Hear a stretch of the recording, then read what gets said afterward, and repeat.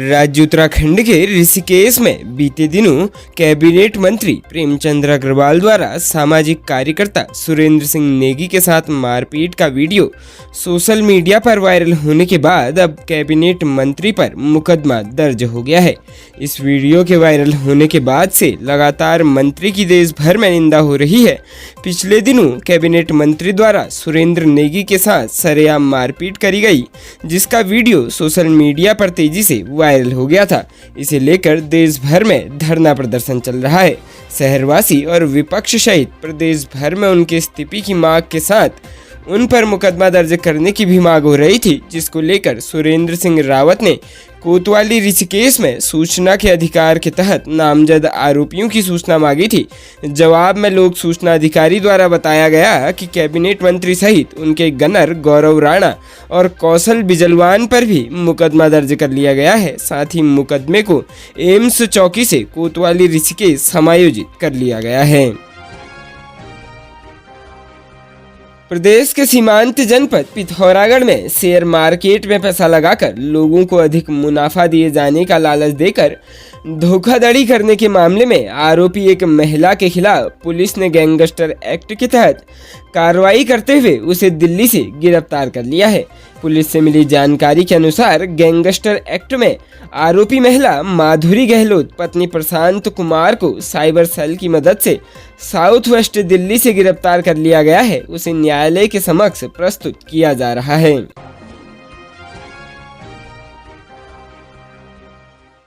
प्रदेश के बागेश्वर जनपद में पहले भी नाबालिगों की शादी और ऐसी शादियों को रुकवाने के लिए पहले भी कई मामले सामने आ चुके हैं। अब ऐसा ही एक और मामला सामने आया है। एंटी ह्यूमन ट्रैफिकिंग यूनिट तथा महिला हेल्पलाइन बागेश्वर की टीम ने रविवार को एक शिकायत की कार्रवाई करते हुए ग्राम बैसानी हरसिला निवासी नाबालिग की शादी को रुकवा दिया। पुलिस से प्राप्त जानकारी के अनुसार सूचना के बाद प्रभारी ह्यूमन ट्रैफिकिंग यूनिट की उप निरीक्षक मीना रावत ने बाल कल्याण समिति वन स्टॉप सेंटर की टीम के साथ मौके पर जाकर उड़ल गांव कोतवाली बागेश्वर निवासी पवन कुमार पुत्र हरीश चंद्र के साथ होते हुए रुकवाया। जांच में दुल्हन की उम्र उसके दस्तावेजों में 18 वर्ष से कम मिली। नाबालिग दुल्हन के माता पिता की काउंसलिंग भी करवाई गई। उसके बाद लिख कर दिया कि पुत्री की शादी बालिग होने के उपरांत ही करी जाएगी। राज्य उत्तराखंड के ऋषिकेश के आईडीपीएल क्षेत्र में स्थित एक कॉलोनी में एक युवक द्वारा एक बच्ची को छेड़ने का मामला सामने आया है। पीड़ित बच्ची के परिजनों ने पुलिस को तहरीर दी। इस पर पुलिस ने आरोपी की तलाश शुरू कर दी है।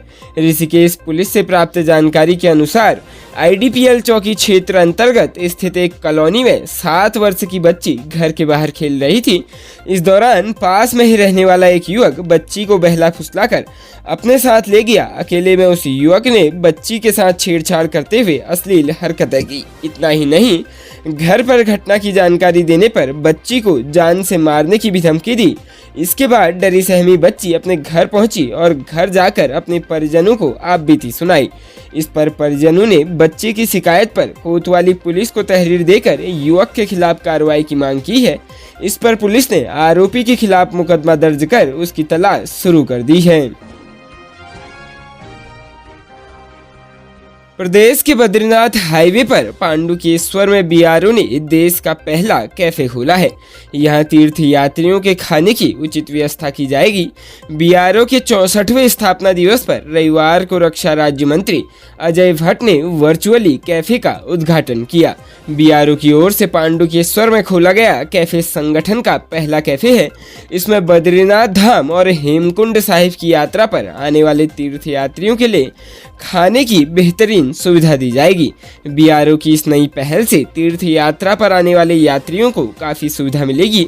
रविवार को पांडुकेश्वर के मुख्य बाजार में आयोजित एक कार्यक्रम में बीआरओ के कमांडर कर्नल अंकुर महाजन ने बताया कि बीआरओ का यह देश में पहला कैफे है। देश में जहां भी बीआरओ की सड़कें हैं उसके किनारे 75 जगहों पर कैफे खोले जाएंगे। इसकी शुरुआत बद्रीनाथ धाम के पास पांडुकेश्वर से की गई है। इस दौरान बद्रीनाथ केदारनाथ मंदिर समिति के उपाध्यक्ष किशोर पवार, बीआरओ की मेजर आइना सहित अन्य लोग मौजूद रहे। राज्य के जनपद हरिद्वार में एक शादी समारोह में तमंचे पर डिस्को दिखाना युवक को भारी पड़ गया। सूचना पाकर मौके पर पहुंची पुलिस ने आरोपी को हिरासत में ले लिया। पुलिस ने आरोपी के खिलाफ मुकदमा दर्ज किया है। साथ ही आरोपी को कोर्ट में पेश करने की तैयारी की जा रही है। जानकारी के मुताबिक कोतवाली क्षेत्र के खेड़ी खुर्द गांव में एक व्यक्ति के यहां पर शादी के कार्यक्रम का आयोजन हो रहा था। बताया जाता है कि इसी बीच गांव का ही एक युवक ने हाथ में देसी तमंचा लहराते हुए डीजे पर डांस करने लगा, लेकिन इसी बीच किसी ने इसकी जानकारी कोतवाली पुलिस को दे दी। जानकारी मिलते ही कोतवाली के एसएसआई अंकुर शर्मा, पुलिसकर्मी मनदीप नेगी, प्रभाकर थपलियाल मौके पर पहुंचे तथा उन्होंने आरोपी मनीष पुत्र बिंदर निवासी खेड़ी खुर्द को गिरफ्तार कर लिया। कोतवाली प्रभारी निरीक्षक अमरजीत सिंह ने बताया कि आरोपी के कब्जे से एक अवैध तमंचा, 315 बोर व एक जिंदा कारतूस भी बरामद किया गया है। उन्होंने बताया कि आरोपियों को कोर्ट में पेश करने की तैयारी की जा रही है। देश के प्रधानमंत्री नरेंद्र मोदी के नेतृत्व में केंद्र सरकार के 9 वर्ष पूरे होने पर भारतीय जनता पार्टी प्रदेश भर में विशेष अभियान चलाएगी।